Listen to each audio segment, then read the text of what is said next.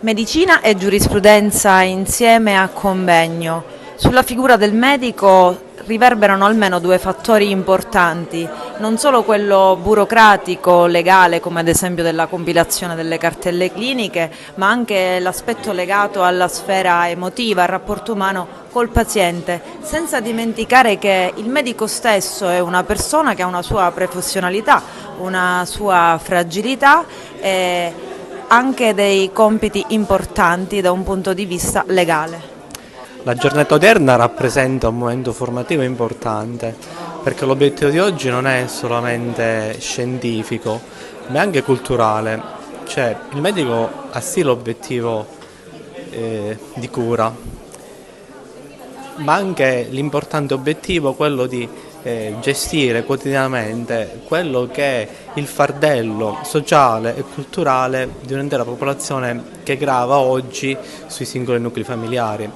Il medico oggi è un professionista sanitario che si trova sicuramente a essere garantista della salute personale, ma si trova anche davanti a delle difficoltà oggettive, intrinseche, dovute alla carenza personale, dovute alla carenza di strutture, dovute anche alle difficoltà oggettive dei pazienti anche di curarsi. La giornata odierna rappresenta un momento di confronto e anche un momento di serenità perché mette a pari quella che è la figura del medico in termini assistenziali, ma anche la figura del giurista in duplice veste, la figura del difensore del giusto medico, così come anche la figura del difensore del giusto paziente. In questo caso noi con la giornata odierna speriamo di divulgare un messaggio, ripeto, oltre che scientifico ma culturale e in particolare sociale, cioè il medico aiuta il paziente e l'interesse suo è curarlo, aiutarlo e starci sempre vicino ed ascoltarlo. Auspichiamo che giornate del genere siano ripetute nel tempo e che portino a casa dei pazienti la nostra reale mission, quella di curare le persone nella loro globalità. Bisogna informare per lavorare tutti meglio, perché va tutelato il medico, va tutelato il paziente, va tutelato il sistema sanitario nazionale, va tutelata la sanità privata, è giusto che tutto avvenga nel rispetto delle regole, nell'interesse di tutto il sistema e della salute di tutti. Il medico, la posizione del medico varia in rapporto all'attività che egli svolge. Come pubblico ufficiale, quindi come colui che è in relazione con l'attività della pubblica amministrazione, il medico gode di particolari tutele, specialmente in questo periodo in cui il medico solitamente è oggetto di aggressione da parte di parenti di pazienti o di altri soggetti poco educati ed aggressivi, ovvero il medico può essere anche autore di determinati comportamenti che il nostro codice considera come reato.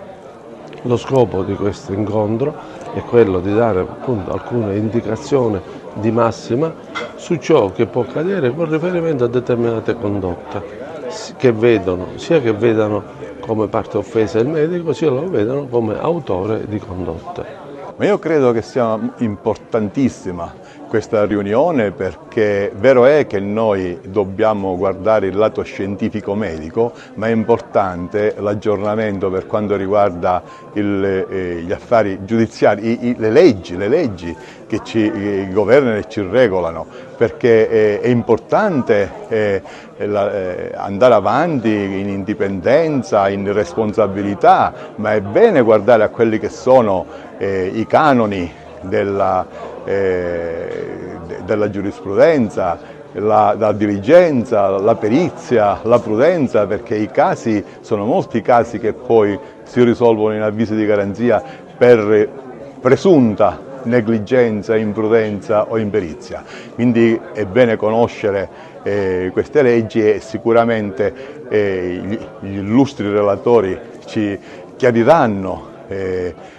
molti dubbi che noi possiamo avere, ci renderanno edotti, e anche sulla legge Gelli, il cui compito principale era quello di diminuire un poco le controversie giudiziarie, invece non si è rivelata tale. Diciamo che per alcuni versi è stata peggiorativa rispetto alla legge Balduzzi, e quindi quali sono? Poi da qui passo alle probabili soluzioni possibili e ci auguriamo, certo non uscirà questa sera, ma saranno delle riflessioni che facciamo per poter nei luoghi opportuni suggerire le eventuali soluzioni, una modifica della legge Gelli per dare più tranquillità ai sanitari, perché la mancata tranquillità si traduce in medicina difensiva, si traduce in un spreco economico, si traduce in lunghe liste d'attesa. Quindi è bene che ci sia una modifica della legge Gelli, ma e perché no, alla fine, come è stato per la pandemia in casi di emergenza, lo scudo penale fatto salvo chiaramente la colpa grave.